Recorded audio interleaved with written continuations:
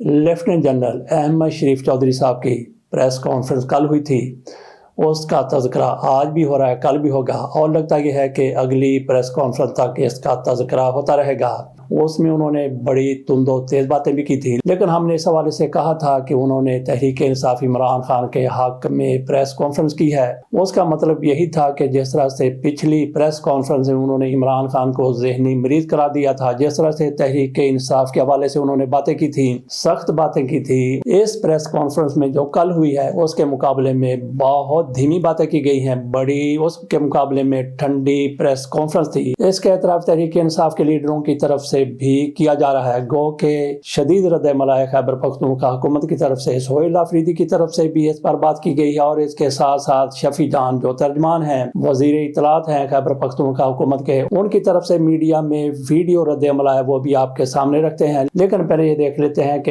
अहमद शरीफ साहब ने क्या क्या इस प्रेस कॉन्फ्रेंस में बातें की थी। गो के हम इस पर एक वीला कर चुके हैं, लेकिन उसका एक हिस्सा इनकी प्रेस कॉन्फ्रेंस और इनकी तवील तरीन प्रेस कॉन्फ्रेंस तकरीबन 3.25 घंटे की ये प्रेस कॉन्फ्रेंस थी। कल हमने आपको बताया था कि शायद 2 घंटे से कोई ज्यादा की प्रेस कॉन्फ्रेंस, लेकिन अब पता चला है कि ये तकरीबन 3.25 घंटे 3 घंटे 10-12 मिनट की प्रेस कॉन्फ्रेंस थी, जिसमें उन्होंने अपना माफी ज़मीर खोलकर बयान किया। और उनकी प्रेस कॉन्फ्रेंस का फोकस दहशतगर्दी थी। जैसे अफगानिस्तान की तरफ से पाकिस्तान में दहशतगर्दी होती है, जिस तरह से TTP वाले दहशतगर्दी करते हैं और उनकी जिस तरह से हमायत की जाती है, उन्होंने तहरीक इंसाफ को जिम्मेदार ठहराया कि ये हुकूमत के साथ रियासत का तावन नहीं कर रहे, बल्कि इनकी एक अलग से लाइन है।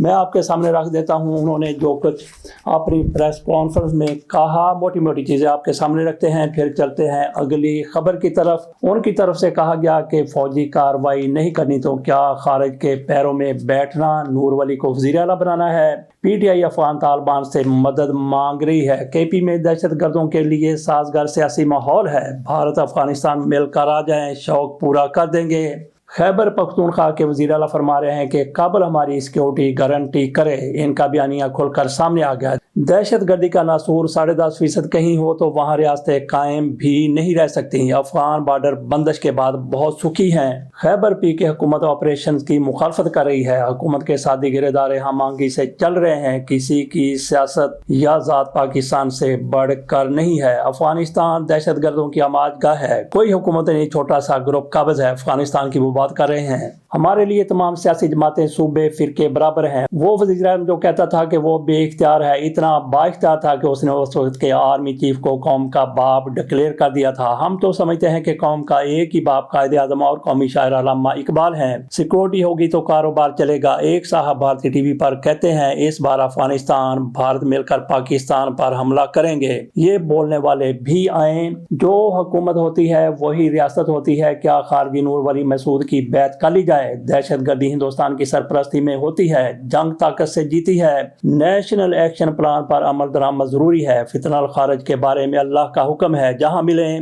मार दो मार का हक में भारत का मुंह काला किया। अफगानिस्तान में छोड़े असला पर अमेरिका से बात हो रही है। दहशत गर्दों के खिलाफ 75,175 कामयाब ऑपरेशन किए हैं। ये आपके सामने मोटी मोटी चीजें रख दी जो DGISPR साहब की तरफ से अपनी प्रेस कॉन्फ्रेंस में की गई हैं और उनकी तरफ से ईमान मजारी को कहा गया कि वो बारीक वारदातियां हैं। इसके साथ साथ उन्होंने ये भी दिलचस्प फिक्रा कहा कि इंडिया और अफगानिस्तान मिल के आ जाएं, पाकिस्तान पर हमला करें, उनको मजा ना चखाया तो फिर पैसे वापस। इसी तरह से उन्होंने कई चैलेंजेस भी दिए हैं। इस पर सोहेल अफरीदी का उनके एक्स पर रद्द-ए-अमल आया है। उन्होंने जिस तरह से DG साहब की तरफ से कहा गया कि लोग तो मरते हैं लेकिन ये कहते हैं कि हम ना मरे और इनका कोई बंदा किसी दहशतगर्दी में नहीं मरा, वो बात कर रहे हैं तहरीक इंसाफ की। इस पर सोहेल अफरीदी की तरफ से कहा गया कि हमारे भी लोग शहीद हुए और उन्होंने ये भी कहा कि हमारे ऊपर जो इल्ज़ाम लगाए जा रहे हैं उनकी कोई बुनियाद नहीं है। अब आपको दिखाते हैं कि शफी जान ने इस हवाले से क्या कहा। ये वीडियो है 1.5-2 मिनट की, जरा मुलाहिजा कीजिए कि शफी जान क्या कहते हैं। से क्वेश्चन करें, वहाँ पे लोगों को तो बिठाया जाता है लेकिन उनसे क्वेश्चन वो नहीं होते जो होने चाहिए थे। लेकिन ये कह रहे हैं कि ये 80% दहशतगर्दी जो है वो खैबर पख्तूनख्वा में हो रही है और ये सवाल चीख के लोगों के जहन में आता है। तो खैबर पख्तूनख्वा के लोगों के जहन में भी चीख के एक सवाल आता है कि आप 20 साल से वहाँ पे ऑपरेशन कर रहे हैं, तो ये दहशतगर्दी खत्म क्यों नहीं हो रही? ये दहशतगर्द क्यों नहीं खत्म हो रहा है? ये दहशतगर्दी क्यों बढ़ रही है? जब हम फ्लोर पे कहते थे कि जी ये लोग आ रहे हैं, इनको रोका जाए, मुराद सईद साहब चीख चीख के कहता था, सोहेल आफरीदी साहब फ्लोर पे खड़े होकर चीख चीख के कहता था कि लोग आ रहे हैं, इनको रोका जाए। ये कहते थे कि जी ये झूठ बोल रहे हैं, कोई लोग नहीं आ रहे। अब ये कह रहे हैं कि जी वहाँ पे दहशतगर्दी बढ़े। तब झूठे थे, यहाँ झूठे हैं। झूठे तो एक या उस टाइम झूठे थे, यहाँ झूठे हैं। हमने अमन पसून किए। आज भी पूरे सूबे के लोग एक अमन जिरगी के थ्रू एक साइड पे खड़े हैं और वो ये कह रहे हैं कि मिलिट्री ऑपरेशन किसी चीज का हल नहीं है, मुज़ाकरात के जरिए बातचीत, ये बदमाशी कर रहे हैं। मतलब पूरे सूबे की एक अमन जिरगा हुआ है, एक ड्राफ्ट शेयर हुआ है, उस ड्राफ्ट के बरअक्स ये है अपनी कार्रवाई जारी रखी हुई है, तो ये बदमाशी हुई।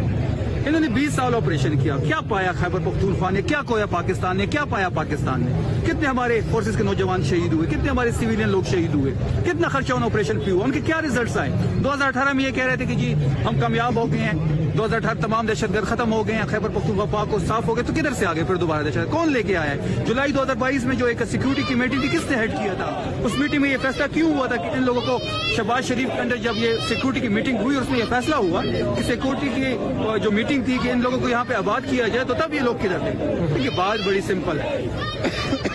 हम ये चाहते हैं कि हम ना किसी मिलिट्री ऑपरेशन को सपोर्ट करेंगे, डे 1 से हमारा स्टांस है और आज तक वो कायम है। अगर कोई वहाँ पे मिलिट्री ऑपरेशन करना चाहता है तो ये बदमाशी होगी। लेकिन सर ये जो इल्जाम लगा रहे हैं कि पीटीआई और एनेक्सिस है टेरर का और पीटीआई का, इसलिए इन पर हमले नहीं होते, बाकियों पर हमले होते हैं, तो ये इस पर क्या आप रद्द देंगे?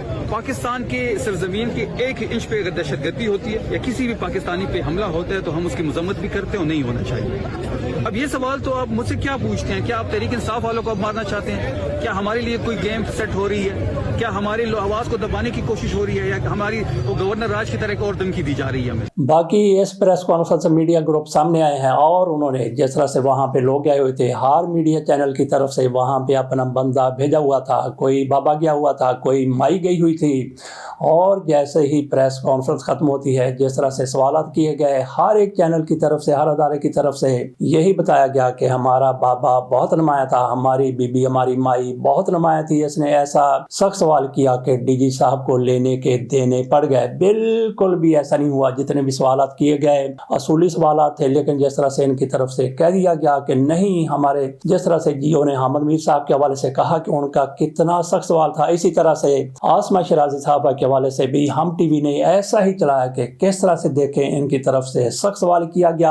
आप भी तो फिर इतने ही जुर्मदार बनते हैं। अगर सियासी हुकूमत की तरफ से तालिबान के साथ इस तरह किया गया था, फौज भी उनके साथ खड़ी थी, तो आप किस तरह से अपने आप को बरीजुमा करा दे सकते हैं? और इसके साथ साथ वो बीबी की तरफ से उस तरफ भी इशारा किया गया कि सुहेल अफरीदी किस तरह की बातें कर रहे हैं, तो क्या आप कोई एक्शन लेंगे? दरअसल यही इनके सवालात थे। इसी तरह से दीगर चैनल ने भी अपने बीबी माइयों और बाबों को नुमाया करने की कोशिश की है। चले ठीक है, उन्होंने अपने अपने नंबर बना लिए, लेकिन हमारा यहाँ पे यही स्टांस है, यही मौकफ है, यही राय है कि वहाँ पे ऐसा कोई सख्त सवाल नहीं किया गया कि डीजी साहब इस पर परेशान हो जाते हैं। जो भी उनसे सवालात किए गए उसका उनकी तरफ से जवाब दिया गया, भरपूर जवाब दिया गया। मुदल्लल था या नहीं था, ये सोचने वाले पर इन्हिसार करता है कि वो मुदल्लल था या फिर नहीं था। बाकी इमरान खान की बहनों की तरफ जिस तरह से 10,000 लोगों को बुलाने की वहाँ पे बात की गई थी, वहाँ पे काफी लोग आ गए थे, उनकी तरफ से धरना दिया गया। मुलाकात तो नहीं हो सकी, लेकिन रात गए धरना अपने आप ही अपने घरों को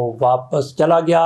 तो बाकी पीटीआई के हवाले से कुछ गुरुओं की तरफ से ये कहा जा रहा है कि पीटीआई तिनकों की तरह बिखर गई है, ये ग्रुपों में तकसीम हो गई है। तहरीक इंसाफ के अंदर से भी कुछ लोग बातें करते हैं और तहरीक इंसाफ के बाहर इनके मुखालफिन की तरफ से तो यही बात बार बार दोहराई जा रही है। देखेंगे ये बैरिस्टर गौहर का ग्रुप है जो किसी भी सूरत में मुज़ाकरात करना चाहते हैं। किस तरह से वो कहते हैं कि हम मुलाकात की भीख मांग रहे हैं, हम मुज़ाकरात की भीख मांग रहे हैं। एक ये ग्रुप हो गया और उसकी तरदीद की गई है सलमान अकरम राजा साहब की तरफ से। एक ये ग्रुप हो गया और तीसरा ग्रुप भी इनको नजर आ रहा है, वो जो लोग छोड़ गए थे, तहरीक इंसाफ से निकाल दिए गए थे, प्रेस कॉन्फ्रेंस करके चले गए थे, वो भी आजकल बड़े बुरे अमल हैं। वो भी कह रहे हैं कि हमने इमरान खान को रिहा करवाना है, उसको भी पीटीआई का ही इन लोगों की तरफ से ग्रुप कहा जा रहा है। तो बाकी अली अमीन गन्नापुर, आजम स्वाति, इस तरह के भी लोग हैं। शहरयार अफरीदी, ऐसे लोगों के हवाले حوالے سے بھی کہا جا رہا ہے کہ ان کا بھی اپنا ایک گروپ ہے، اور ایسی باتیں کرنے والے کہتے ہیں کہ تحریک انصاف تنکوں کی طرح بکھرتی ہوئی نظر آ رہی ہے، تقسیم ہو رہی ہے۔ تو کیا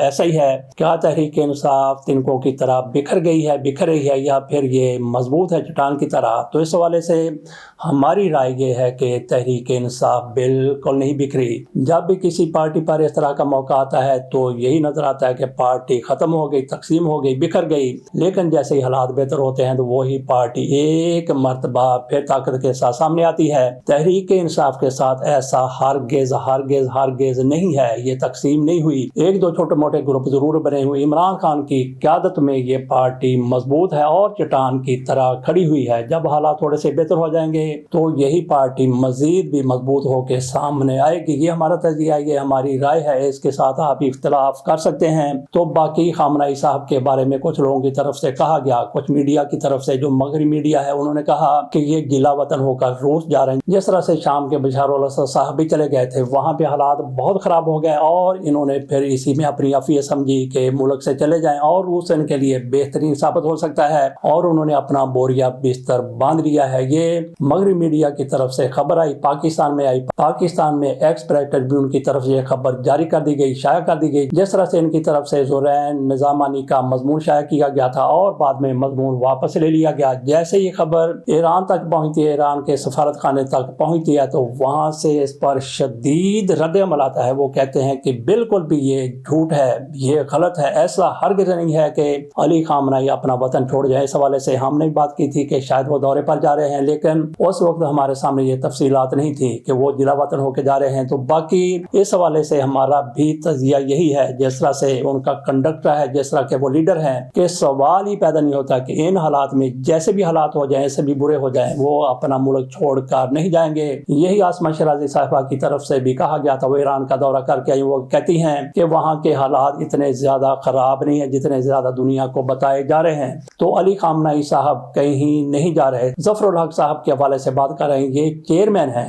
کیا ہیں؟ چیئرمین ہے پاکستان مسلم لیگ نون کے، اور تحریک انصاف کے چیئرمین بیرسٹر گوہر عمران خان کی جگہ پر ہیں، جبکہ اب سلمان اکرم راجہ کی طرف سے کہا گیا ہے کہ تحریک انصاف کا ایک ہی چیئرمین ہے اور وہ چیئرمین ہے جناب عمران خان صاحب۔ یہ سلمان اکرم راجہ کی طرف سے کہا گیا ہے۔ تو چیئرمین کے پاس کتنے زیادہ اختیارات ہوتے ہیں؟ مسلم لیگ نون کے چیئرمین ہیں راجہ ظفر الحق صاحب، کتنے ان کے پاس اختیارات ہیں یہ آپ کو پتہ ہی ہے۔ ان کے حوالے سے یہ خبر سامنے آئی ہے، شہباز شریف صاحب کی طرف سے کہا گیا ہے، وزیر اعظم نے کہا ہے کہ ان کی صحت کے لیے دعا کریں، گویا وہ حلیل ہیں، اس لیے ہم بھی یہ چاہتے ہیں، ہم بھی دعا کرتے ہیں اللہ تعالیٰ ان کو عمر خضر عطا فرمائے۔ ان کی عمر اس وقت 91 سال ہو چکی ہے، 90 سال اور اس سے چند ایک دن زیادہ ہیں۔ وہ نومبر 1935 کی پیدائش ہے، اس طرح سے ان کی عمر 90 سال سے تھوڑی سی زیادہ ہو چکی ہے۔ دعا یہ ہے کہ وہ سینچری تو پوری کریں، کیونکہ لوگ یہ کہتے ہوئے نہ پھریں کہ حسرت ان گنچوں پہ ہے جو بن کھلے مرجھا گئے۔ اللہ تعالیٰ راجہ ظفر الحق کو طویل زندگی عطا فرمائے اور صحت والی زندگی عطا فرمائے، اللہ تعالیٰ ان کو صحت بھی دے۔ باقی حکومت کی طرف سے، پنجاب حکومت کی طرف سے بسنت پر 91 کروڑ کا وہ کاٹا کرنے کی تیاریاں ہو رہی ہیں۔ کہا گیا ہے کہ اس روز 3 روز کے لیے لاہور کو سجایا جائے گا، دلہن کی طرح سجایا جائے گا، اور کچھ جگہوں پر ٹریفک بھی فری چلائی جائے گی، موٹر سائیکل والوں کو نکلنے کی اجازت نہیں ہوگی، رکشے چلیں گے، بسیں چلیں گی۔ تو ان پر خرچے کتنے آئیں گے؟ دلہن کی طرح سجانے پر 91 کروڑ روپیز لگیں گے۔ اس کے اوپر لاہور کو سجانے کے لیے لاہور سج جائے گا کتنے پیسوں میں؟ 91 کروڑ میں۔ تو کچھ لوگوں کی طرف سے کہا جا رہا ہے کہ اس سے کئی غریبوں کے چولہے جل رہے ہیں۔ تو یہ حکومت، پنجاب کی حکومت غریبوں کے چولہے بھی جلا رہی ہے اور اس کے ساتھ ساتھ ان کے لیے تفریح طبع کا سامان بھی فراہم کر رہی ہے۔ سعودی عرب چلتے ہیں، وہاں پہ یہ پتہ چلا ہے کہ ایک کمپنی ہے، کمپنی کا نام بھی آپ کے سامنے رکھتے ہیں، وہاں پہ 400 ایسے لوگ ہیں پاکستانی ہیں جن کو یرغمال بنایا گیا، 1 سال سے ان کو تنخواہ نہیں ملی، اور یہ قائمہ کمیٹی میں سارا کچھ کہا گیا ہے۔ طلحہ صاحب کی سربراہی میں ایک کمیٹی تھی جس میں محمد علی صاحب، یہ لیفٹیننٹ جنرل ہے، ریٹائرڈ ہیں، اور یہ دفاع کے سیکٹری ہیں، ان کی طرف سے بھی کمیٹی میں شمولیت کی گئی۔ وہاں پہ طلحہ محمود صاحب کی طرف سے کہا گیا کہ کمپنی میں 400 لوگوں کو 1 سال سے تنخواہ نہیں ملی۔ اس کی تھوڑی سی تفصیل آپ کے سامنے رکھ دیتے ہیں۔ سینٹر طلحہ محمود نے سعودی عرب میں پاکستانیوں کی حالت پر بھی تشویش کا اظہار کیا۔ انہوں نے بتایا کہ ایک سعودی کمپنی راک ABV نے تقریباً 400 پاکستانیوں کو یرغمال بنایا ہوا ہے۔ انہیں گزشتہ 1 سال سے تنخواہ نہیں دی گئی اور ان کے پاسپورٹ رپورٹس ضبط کیے ہوئے ہیں۔ سینیٹر نے بتایا کہ سیکرٹری دفاع کو ہدایت کی ہے کہ وہ معاملے کی نوعیت معلوم کر کے کمیٹی کو رپورٹ پیش کریں اور پاکستانیوں کے حقوق کے تحفظ کے اقدامات بھی یقینی بنائیں۔ عمران خان سعودی عرب کے دورے پر گئے تھے، وزیر اعظم تھے، وہاں پہ ولی عہد صاحب سے ان کی ملاقات ہوئی۔ انہوں نے ایسے تو نہیں کہا مانگ کیا مانگتا ہے، پاکستانیوں کے لیے بڑے بادشاہ ایسے ہی کہتے ہیں، انہوں نے نہیں کہا تھا، لیکن عمران خان نے انہیں کہا کہ میرا ایک ہی مطالبہ ہے، میری ایک ہی ریکویسٹ ہے کہ پاکستان میں جتنے بھی قیدی ہیں پاکستانی ہیں ان کو رہا کر دیا جائے۔ اس پر محمد بن سلمان کی طرف سے جو کچھ کیا گیا وہ بھی ایک مثالی ایکشن تھا۔ اس کے ساتھ اجازت دیجیے، اللہ حافظ۔